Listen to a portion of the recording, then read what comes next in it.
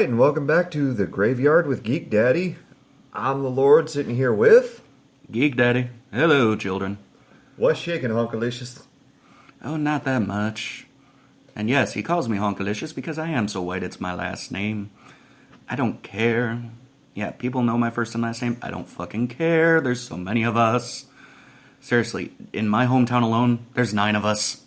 One of whom lives just down the street and shares my middle initial. We exchange mail on Wednesdays. So, 9 of you. That's quite a few. So what sort of geekery have you been up to lately? Lately, Warhammer 40k, books, and a lot of movies. Mm-hmm. Which movies? Well, let's see. Not that long ago, I saw Suicide Squad. And what did you think? Honestly, a hell of a lot better than the reviews gave it credit for. Mm-hmm. I think it suffered a lot that the other current DC Universe movies have a problem with, and that they're trying to do too much into a small space, essentially trying to do everything Marvel did over the space of 5 years into one. Well, yeah, I did love when they were like, oh, let's just shoehorn Katana in here. Like, oh, by the way, that's Katana, her sword eats souls. Right.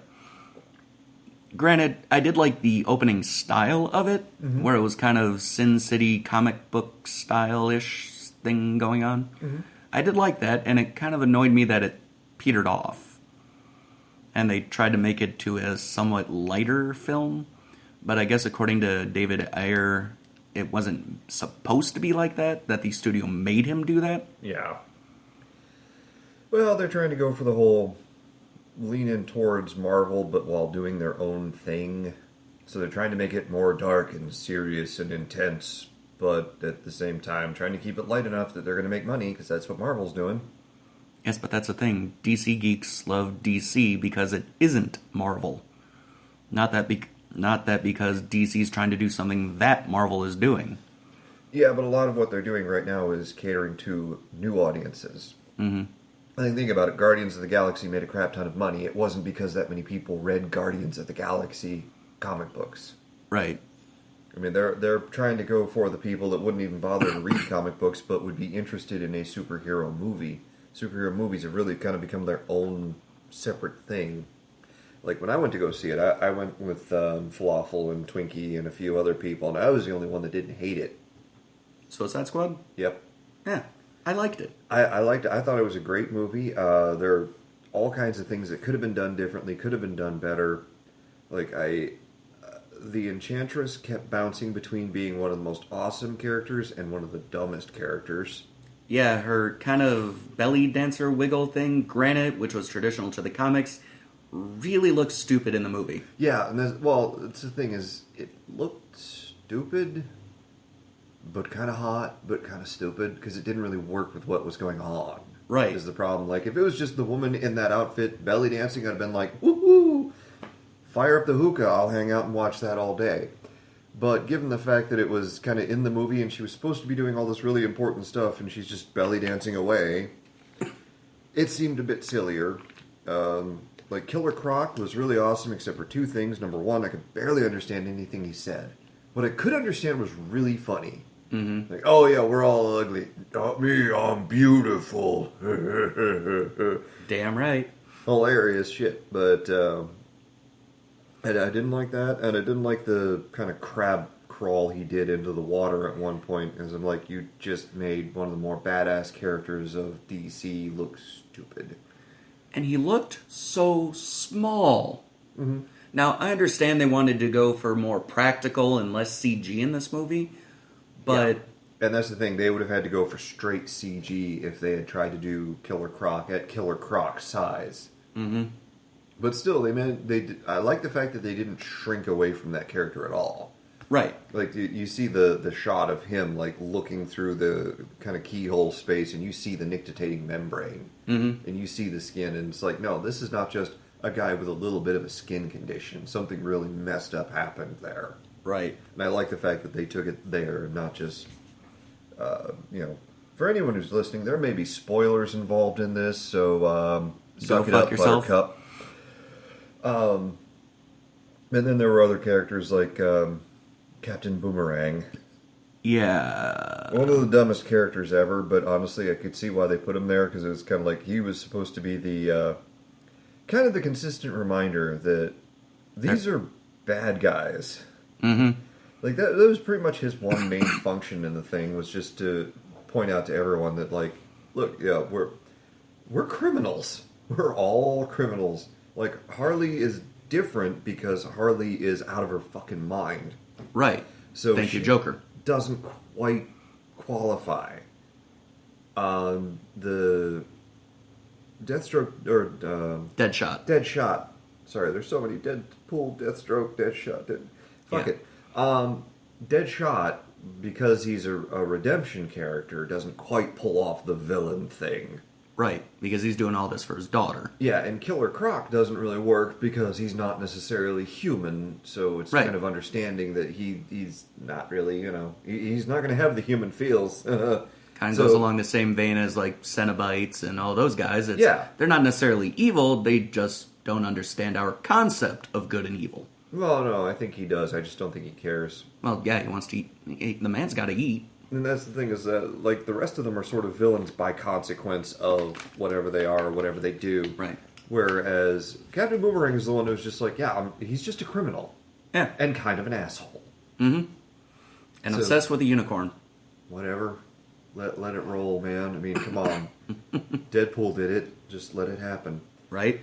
But, and then there was, like, Slipknot, where I was just like, what the fuck is the point of that character? And then his head blew up, and I'm like, got it. Okay, he's the one that's supposed to point out that the explosives are real. Right, and the same thing actually happened in the comics.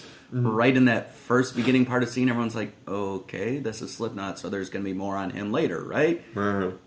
Boom! Nope, never mind. That was cool. Although, did you see Assault on Arkham? Yes. KG Beast. Mm-hmm. Where they blew his head up just to make the point. Mm-hmm. Which, if you ever got a chance, did you see it on YouTube? No. On YouTube, they have the abridged. Mm-hmm. Or the same people who do Justice League abridged did Arkham abridged. Oh dear.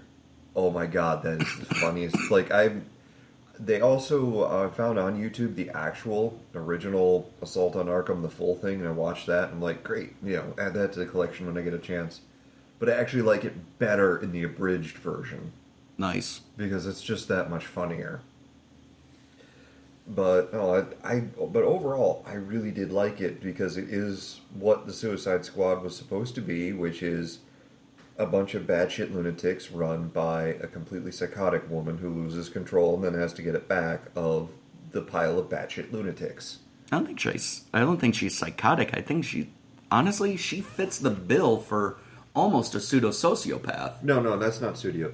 That's flat out sociopath. Oh, all right. Remember when she cleared out the entire room because they didn't have clearance.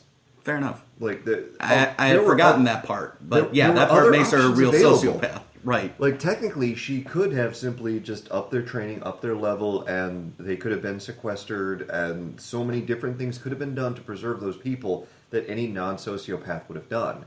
Right. A sociopath would have gone with, the simplest solution now is to simply end their lives, and then you don't have to worry about it anymore. Right. And you're right. I had actually forgotten that scene. That's why I was giving her the pseudo part, but now that you've reminded me, you're right. She was flat out sociopath. Right. Which, for her job, works. Right, because, she's in charge of bad guys. Mm-hmm. And you kind of have to be on their level. Yeah.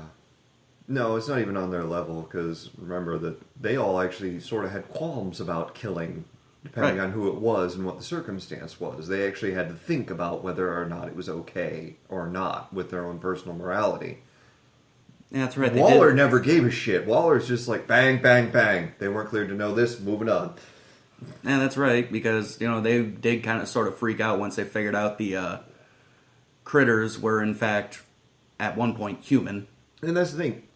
It gave them all pause, even Croc. Yeah. And Croc's not really human and eats humans, but still, it's like, kind of took him a minute. It's like, I had this in my mouth? Ew. But no, I actually...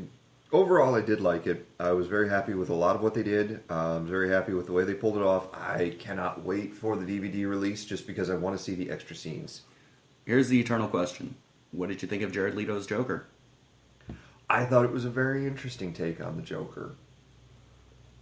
It's something that we haven't really seen properly before in any other version, which is one of the kind of versions of Joker that we got from the comic books, which was, in all of them he's psychotic. In all of them he's so hyper-intelligent he's out of his mind.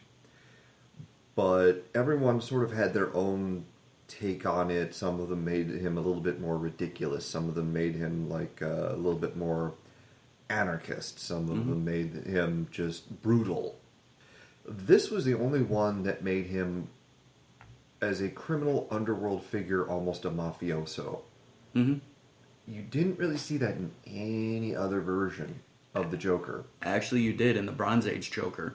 That's exactly what he was. No, and as far as a movie representation, though. Right. Movie or television, because I'll also include, the good old original 1980s Batman. Right. Which was a semi-accurate Joker to an extent. Right. But one thing that has not been done before is the idea of him as being really the underworld leader of a gang.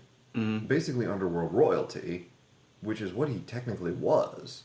Yeah, Just the has- clown prince of crime. Exactly. But, he had that sort of mafioso pimp Joker style that was very different than any other version of Joker we've seen so far. Right. Which I thought was something interesting to bring to it. I mean, especially when you're trying to follow Heath Ledger.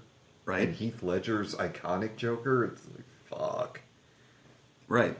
You'd have to do something wholly different and Yeah. make it your own. You can't even begin to try to do that. No one can. Whereas at least Jared Leto's, in theory, another actor could take over and do that same style and it would technically work. But no, overall, like, I know a lot of people hated him and hated that Joker, but I'm like, I don't see it. It was an interesting variation, an interesting version. The part that a lot of people hated was he got so little screen time in the movie. That is one of the few things I do agree with, because the story wasn't about Joker. Right. He was an ancillary character, not a main character. So no, like, I would love to have tons of footage of him recorded, and I have to say, having watched one of the music videos for Purple Lamborghini, where they had all kinds of footage of him that was not in that movie at all. It was very interesting. I'm just like, I'd be curious to see the crap ton of scenes that had to be cut out with Jared Leto in them. Yeah. And I believe David Ayer at one point, correct me if I'm wrong, of course, at one point came out and said that because of all the reshoots and re-edits that the studio made him do to make it a lighter film, that this was no longer his movie. Which is pretty much where I go with it too. Like, may or may not be good, may or may not be bad, but just for everyone's understanding, this isn't my movie, this isn't what I wanted.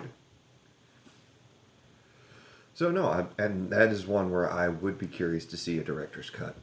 I would like to know what the original looked like before it got kind of... I can't even call it lighthearted, because if you think back on it, like... They didn't do if they were going to go light, they didn't do enough to lighten it up. No, I mean, like, I think all they did was make it a little less dark. They didn't really lighten it up at all. Right. Like, it was dark. It's like, honestly, well, look at it in terms of another comic book movie, Sin City. They kept that dark and did the exact same style throughout. Yeah. That is essentially what Suicide Squad should have done. Stick to dark, just because on the front of it, these are all villains. They are not supposed to be light.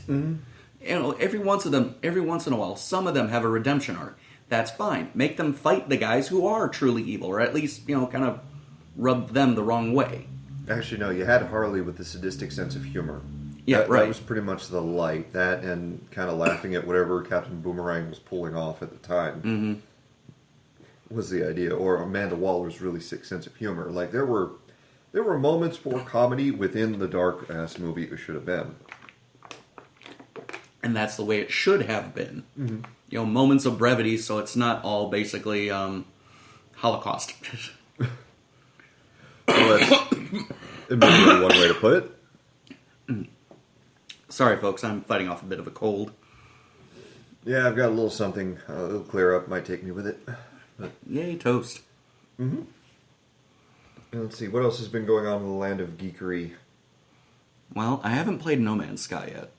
Oh, I have. Oh, so many hours I put into No Man's Sky, and that they're not even a little bit kidding about the scope of that fucking game. I know. Every time I turn around, I keep finding something else where it's like, wait, I can do that? I can just do that. Like, I ended up lost in a cave, and like with my compass set up, I could see the direction of my ship, which was currently at the time the wall of a cave. I got so frustrated, I just started lobbing grenades at it. I didn't think about it. I actually burrowed a hole through to my ship. And then just popped up next to it. I'm like, yeah, I must have taken a wrong turn at Albuquerque. Holy crap. And my ship, I think I'm on my 6th or 7th ship now. I just keep switching them up for different ones. And like, I've actually gotten to the point where I have a ship that I could get a ship with better inventory, but I don't want to because this one's really pretty.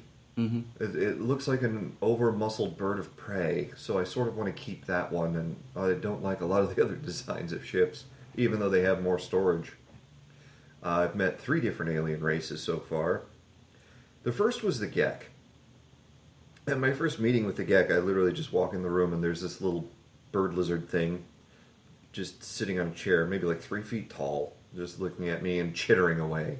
And it comes up with a translation, which is basically a translation of chitters, because I hadn't learned any of their language yet, knew nothing about their culture or at all. And it like gave me 3 options to respond to this thing. And one was to politely apologize and explain that I don't know the language. One was to be verbally abusive towards the thing.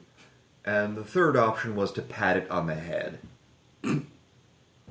I'm just like, I know which one of these I want to do. But on the other hand, I'll want to screw myself later. So I ended up just apologizing to it, and it basically gave me the, oh, you poor thing, you're so retarded look, and gave me like 1,500 credits. And I'm like, nice to meet you too. It actually makes you learn the language word by word. Oh, great. Like, I think at this point I probably have about 200 words of Gek, so I can understand most of what a Gek says. Nice. The second thing I met was the Korvax, who are robot creatures. They're some sort of sentient intelligences that inhabit robot bodies. Humanoid, but black face mask, and there's like lights and scanners in there, and that's it. Cylons? Almost. But very friendly things. Like, very polite. Disturbingly nice. And everything about theirs is like, oh, you've got to grow up and evolve yourself and become better than you are. And so going through all their monoliths and all their... Mormon Borg? More or less, yeah. Cool. Without being terribly annoying about it. And the last one I met so far has been the Vikine, which is just like, we're warriors. You need some help? You know, we will battle to the death. I can fix your multi-tool. And I literally just keep bouncing from planet to planet. And they make the mistake of allowing you to name critters and planets and outposts. There's literally an entire system named the Relais system now. Main planet is Cthulhu. Nice. Secondary planet is Nyarlathotep. The moons are Shoggoth and Yog-Shoggoth. Nice. Because they let me wander free and do stupid things, and that's not smart. I have found so many creatures that I've actually gotten past the point of trying to name them all individually because it would take too damn long. Like some of them, like the bunny deer, I had to name bunny deer. And it's always funny to me when I pull up videos of other people playing Dimension, or playing No Man's Sky, and I'm just looking at it, and I'm like, none of this looks anything like any of the worlds I've been to, and where did that hopping pineapple baby come from? Because I want one on my ship, damn it. I'm really hoping and looking forward to the possibility of building bases in the universe. That'd be kind of nice, too. But since the whole point of the game is to make it to the center of the universe, I'm guessing that's why they didn't bother with such things. You just go through and scan critters and talk to aliens, learn languages, learn their histories too, which is so funny because the little stupid bird creatures, are always unfailingly nice, and they're like, I can say this without being anti-Semitic because I'm a Jew. They're little Jews, basically. Big noses, really into commerce, and very friendly at all times. But at the same time, when you look at all their monoliths and all their historical markers and all that, which is how you slowly start to learn their language, it's all about how the Gek are going to conquer the worlds, and when there are no more worlds to conquer, the Gek will cry. And, there was... The universe is populated by sentinels, which are little robot creatures that look like little floating cameras that fly around and basically try to keep everyone peaceful. So if you destroy too much around a sentinel, they freak out and attack you. If you get into a fight around a sentinel, they'll freak out and attack you. Essentially, there's no police force in the galaxy because the sentinels stop everything from fighting each other. The Vy'keen got into a war with the sentinels. And according to the Gek monuments, the Geks basically just sat back and watched the whole thing, waiting until they were both exhausted to try to conquer both of them. That is a Gek. Nice. Self-destructive Klingons. Yeah, and those are the 3 races I've met so far. I've found, I don't even know how many monoliths. I've spelunked in many thousands now of caves. I have upgraded all my equipment so many times. Like, I think I started out with my suit had like 15 slots in it, maybe. Now it's got like 40. Nice. And I am in the market for another ship, but I'm trying to find one that, matches me. Right, because if you don't like the ship, if it shows space dirt or... Well, no, and that's the thing, is like, given the fact that they really wanted to push that alien aspect to it with the ships, so... Like, some of them are asymmetrical, some of them are very unusual shapes and styles. So, yeah, that's why, I had to look around and find the one I wanted. A couple of times I found derelicts and I tried to take them over, which only worked so much because I could repair most of the systems in the ship, but I couldn't repair the hyperdrives because I could never find the parts I needed. Which meant that I could fly around and I could even fly to another planet, I just couldn't make it to another system. That, and I recently, one of the first things it asks you in the game is, do you want to go the Atlas path or do you want to go your own way? I'm like, well, I'm kind of a self-centered dick, so let me go my own way. And then come to find out that actually the Atlas path would have opened up a lot more opportunities for me. I still have no idea exactly what Atlas is. I'm now officially on the Atlas path again because another possibility popped up where they're like, you want to go Atlas? And I'm like, yes, I do. And they're like, okay, go here. And literally, I went there and it was this giant alien space station thing with no aliens in sight, just giant station thing. A giant amorphous ovulating red ball that just kind of kept spinning and gloogling and talking to me. My mother? I wouldn't know. I've never met her. And then they're like, okay, yeah, you're part of Atlas. Here's your Atlas pass. Move on. I'm like, I have no idea what any of this means other than you guys really want to know about all the critters I've seen. I don't get it. But whatever. It's part of the unveiling of the mystery, as I understand it, as you go along. It all starts to make sense the further you go. And given the fact that literally the first 2 days, maybe 6 to 8 hours I played that game, I don't think I made it out of the first 50 square miles of the first planet I was on. I was so busy looking at everything and trying to figure everything out, and it's one of the more interesting games that literally just, you start the game, you're on a planet, there's a ship over there, it's like, you should probably fix that ship. By the way, you're getting hurt because the environment's toxic. Good luck. No tutorial, no explanations, no nothing, just go.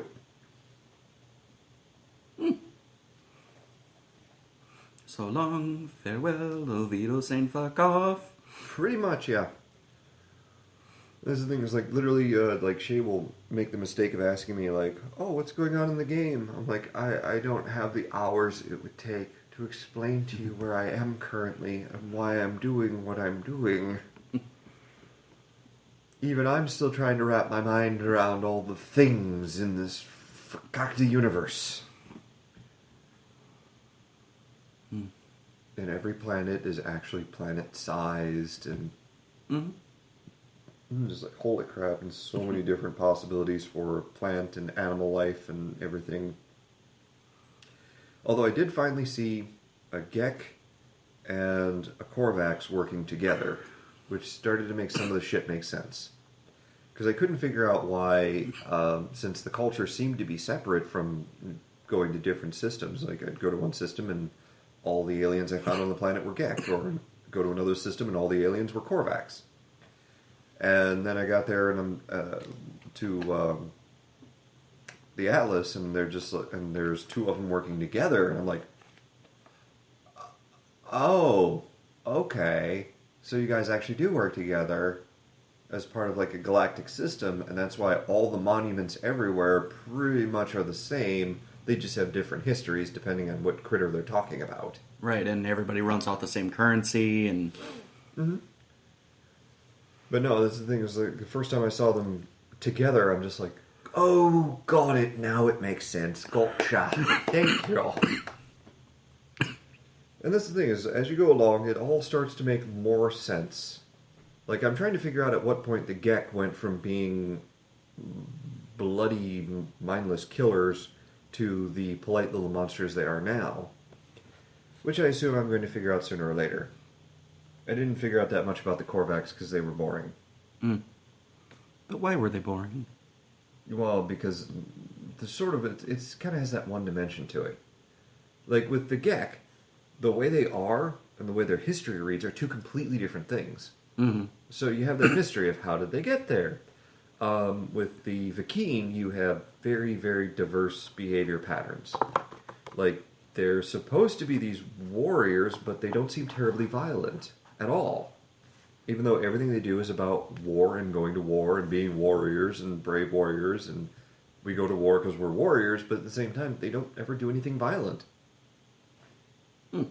There's no violence in their history other than them fighting off the Sentinels, which they viewed as invaders, which seems reasonable. But given the fact that there is that discrepancy, it's like, okay, that's a mystery that needs explaining. With the Korvax, it's just, they seem like awful nice entities. Mm-hmm. They act like awful nice entities. All their history, according to them, is that they're very nice entities. I got nothing. Like, where am I supposed to go from there? Like, there's nothing more interesting to discover about your planet. It's just, I could walk around to all your monuments and learn more of your language so that I can understand it better when you talk to me. But other than that, I'm not that interested in your species. Like, I'd rather have a new multi-tool, or another slot in my suit, or some new bit of technology that makes my grenades explode even more. Nice. Because more explodies. Yeah. No, but, like, the Korvax were interesting at first, because, like, one of the first ones I met jabbered at me in his little electronic speech, and I didn't understand a fucking word of that either. And then he just simplifies it by holding out a data pad. Mm-hmm. And there's a picture of a slug, a picture of a Gek, and a picture of a Korvax in order. Mm-hmm. And he's like, which one? And it even comes up on the screen where it's like, apparently he wants to know exactly what level of life I am.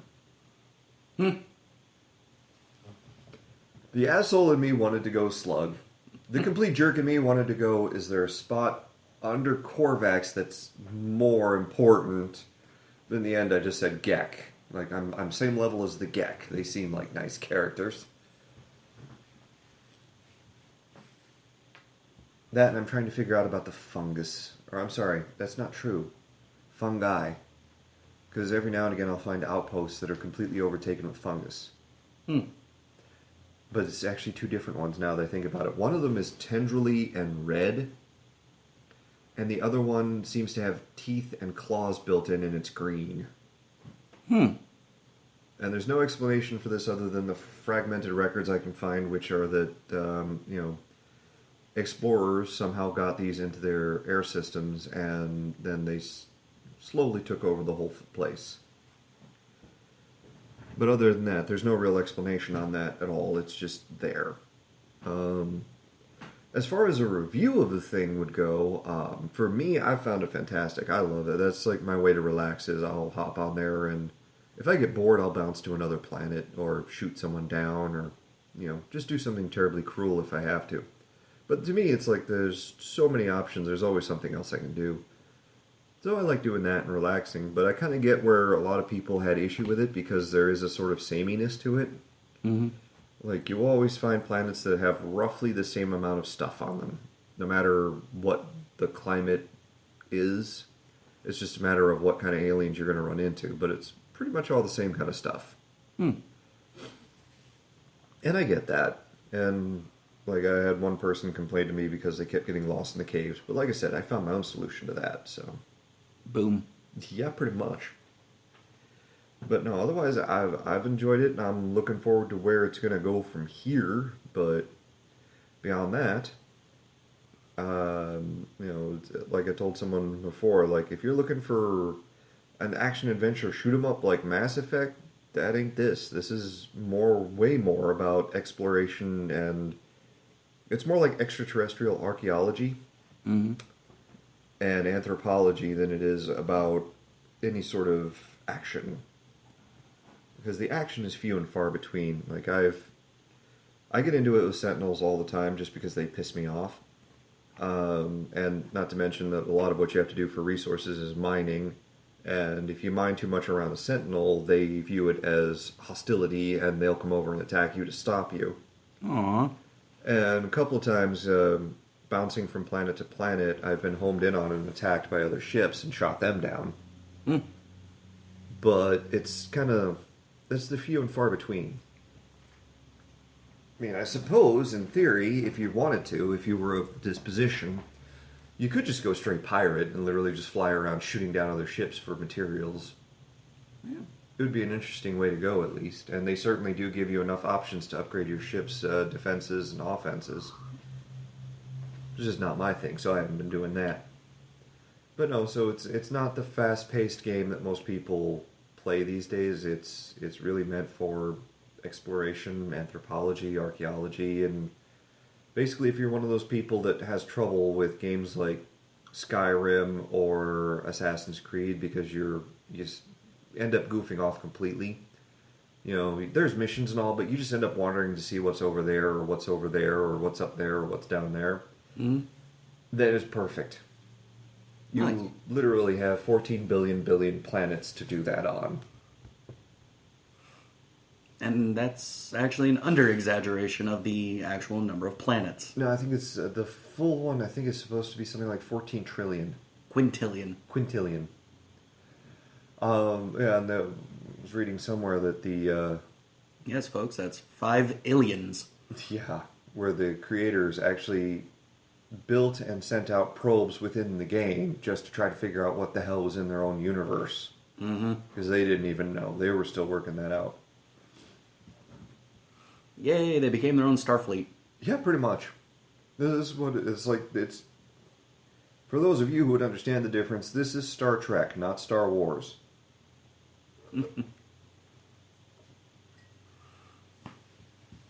But no, that's what's been abusing a lot of my time lately. Abusing. Oh yeah, Takes your only- time and bends it over. only because Shay can't watch it because of her head Mhm. because it's first person. And I was like, that was one thing I did not like about it. Where I'm like, I'd rather do this in third person. That way, Shay won't explode when she watches it. Mm-hmm. Oh, we picked up another game recently, though. Was it the Toy Soldiers Toy Chest? Mm-hmm. Which I thought was going to be like Army Men. That's what I was expecting. Like, you take over a little character and you run around the battlefield and you shoot and all that kind of stuff. And I'm like, oh, and it's 2-player split screen. Sweet, me and the kid will have a lot of fun with this. Yeah, no, it's 2-player split screen. It's a tactical tower defense game Cool. with toys. Nice.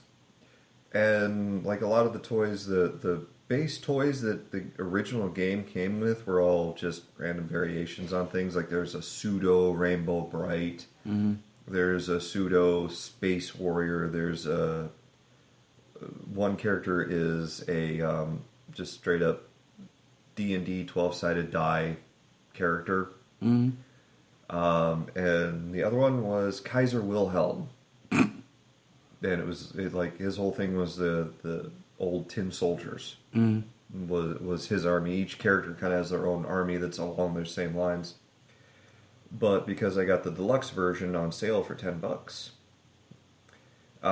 it automatically unlocked He-Man and the Masters of the Universe, G.I. Joe, Cobra, and Assassin's Creed as 4 more armies to equip and use tactically. Nice. Me and Falafel had so much fun playing this, it was hard to let the kid play. And like, even when Falafel was playing with the kid, because I was just like, you know what, tell you what, you're the guest, he's the kid, I'll step back and just watch this. It was driving Falafel nuts trying to deal with the kid, because it's actually a very serious tactical tower defense game. And it kept driving him nuts that the kid was not using proper military tactics. He was just having fun with the game, and I had to keep like shaking him and be like, Falafel, he's a child, and it is fun. And he's like, but you can't have units that weak on the forward line of your defense. They're just going to get destroyed and waste resources. I'm like, Falafel, he is a child. This is a game. Have fun. People who aren't used to tiny humans. Yes. But no, and the thing is, I was looking at this, I'm like, the part that disturbs me is that, like, I get Assassin's Creed, because that's modern and relevant. But Masters of the Universe, G.I. Joe, and Cobra are for 80s kids. In a game that was, in theory, geared towards children. At the same time, they used everything that makes all the adults want to play it. Yeah, they want to get parents involved, too. Which is pretty much about the only way the kid survives, is if we play with him and keep him alive. Yeah. Although it is fun playing on the D&D version, because you can take over flying units and fly around and attack things directly, and their flying unit is this giant golden hawk that drops bombs. The bombs are D20s. Oh dear. And like so. Does he wipe after he crits? More or less. No, it just holds him in his claws and just goes and releases him. But like there was one battlefield, I think it was the Kaiser's battlefield, Kaiser Wilhelm's battlefield, where it's toys in theory fighting. So like the playground was the battleground was strewn with cigars and flasks of whiskey. I'm like, in a children's game. I have a funny feeling that someone made a tactical shooter or a tactical tower defense game and sort of wanted it to be for adults, but was forced to make it for children, technically. But the game actually has been a lot of fun. Like, it's one of the ones where, kid comes home and he's like, I want to play the toy chest. And we're like, okay, let's do it. Let's blow some things up. Always a fun time. Yes.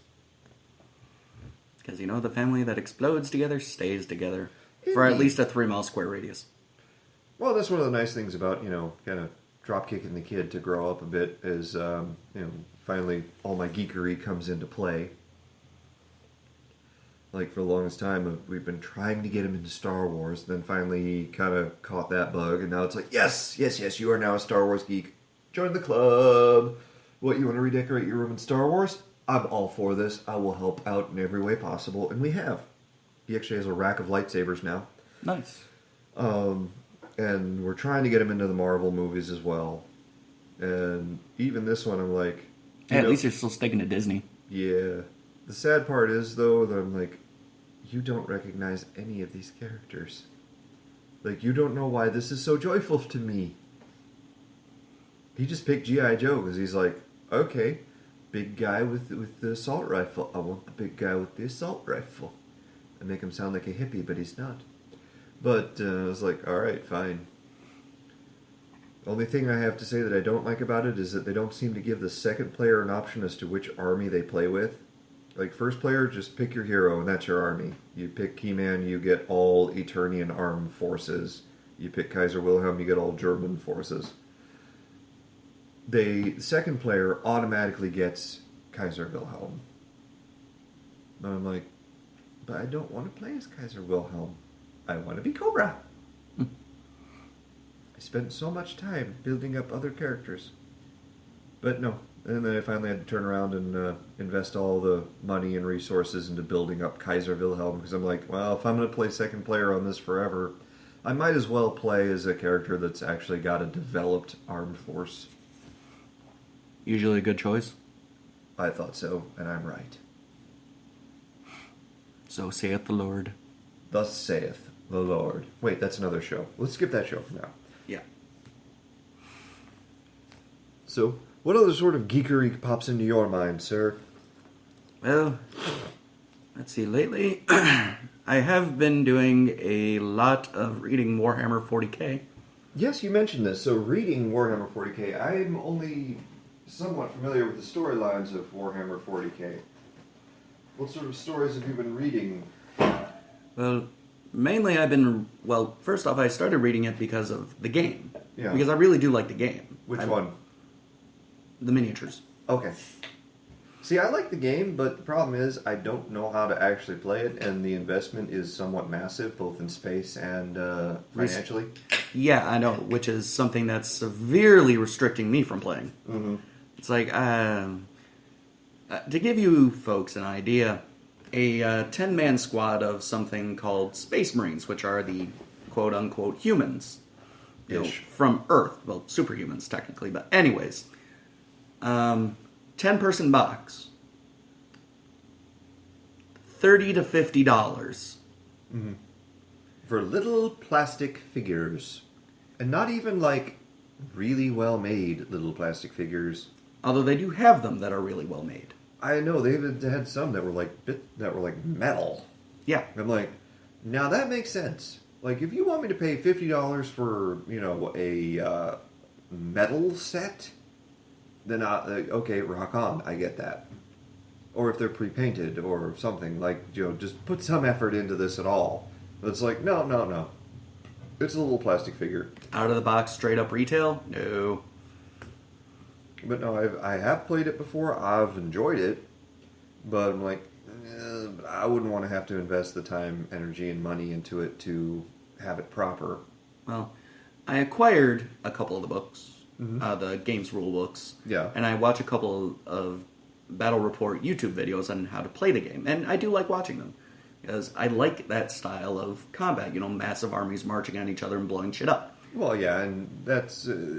it's got that fun tactic to it, and it's also got very group dynamic to it. Like, when the one time I actually got to really seriously sit down and play the game with people that knew what the hell they were doing, it was really cool because, you know, it was like we took over, me and my group had one army, other group had another army, and we switched it up. You know, we divided it up. Like, I had a squad of slower moving but much heavily armed creatures, and that was like my group. I was responsible for my group, and then Were they robotic in nature? I'm trying to remember. I want to say we were the orcs, and they were just little goblin lunatics with explosives and rocket launchers. Okay. So you know, right up my alley, despite. But I was like, you know, cool. Like that was fun, you know, and we kind of had our own group thing, and like we were getting together and we were discussing tactics, and like, I'm gonna move over here, you're gonna move over there, we're gonna do a pincher attack, it's gonna be fantastic, just make sure you back up at XYZ time. But you know, like I said, unfortunately, as far as any sort of long-term thing, I don't have the knowledge, experience, finances. Actually, technically, the sad thing is I do have the space. Yeah.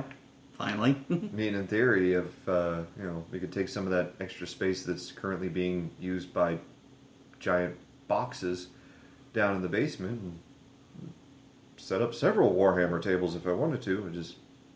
I think you're the only person I know of that actually plays it now. Well, I don't play it yet. That's the thing. A lot closer than me. Like, me and another friend, way back in the day, we were talking about it, and we got interested in it, and we're like, okay. They had a deal at one of the local shops for, like, a starter set. It was the Battle for Macragge or Macragge. Macragge. Look at Macragge. And so we each picked up a set, and then we divided it up. Like, he got all the little alien symbiote things, and I got all the Space Marines. And then we played that way.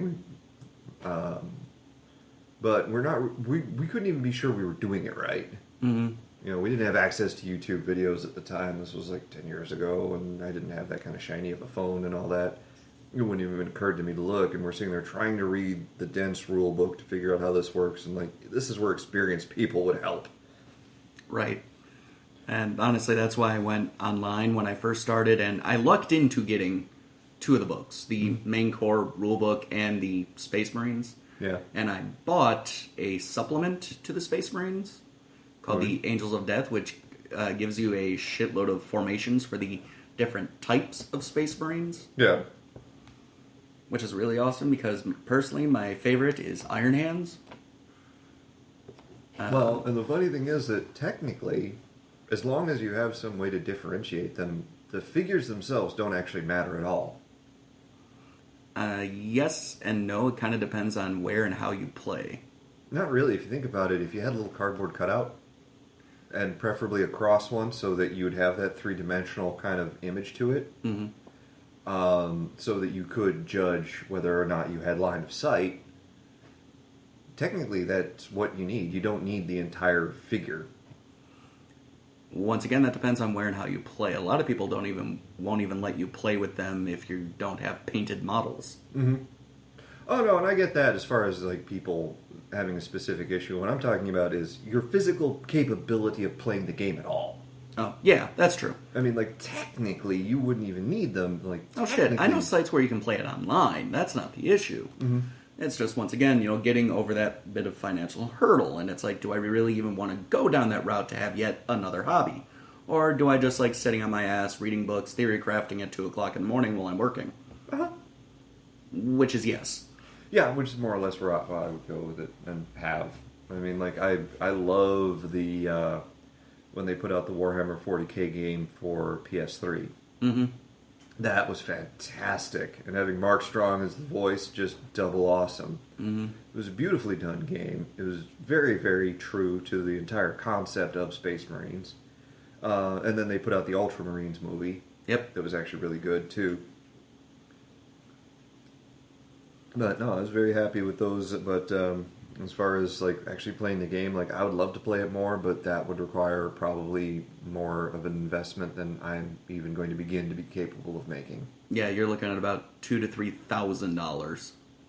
Oh, the sad thing is, like financially, I probably could do it. Like if I, obviously not all at once. Right. But if I wanted to just like start with, building up small squad by small squad, investing $20, $30 here, $20, $30 there. Right. Over time, I could build up, a sizable force, but the idea of actually spending that amount of time is my big resource that I'm low on right now. So, could you save time in a bottle? If only. Like I was watching cartoons with the kid the other day, and it was an episode of Garfield, the new one for Netflix, 3D animated one. Mm-hmm. And the crux of the story was that Garfield found a pocket watch that when you pressed the stem, it would stop time. I'm like, oh my god, I could accomplish so much if I could do that.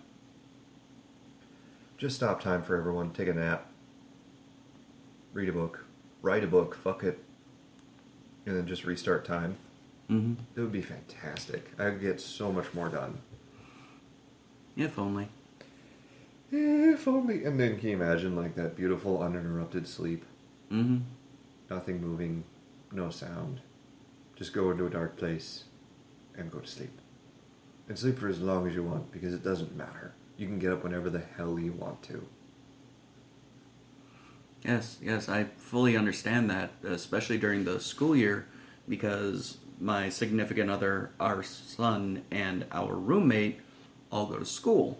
Bastards. at 8 o'clock in the morning. Still bastards. I get off of work at 8 o'clock in the morning.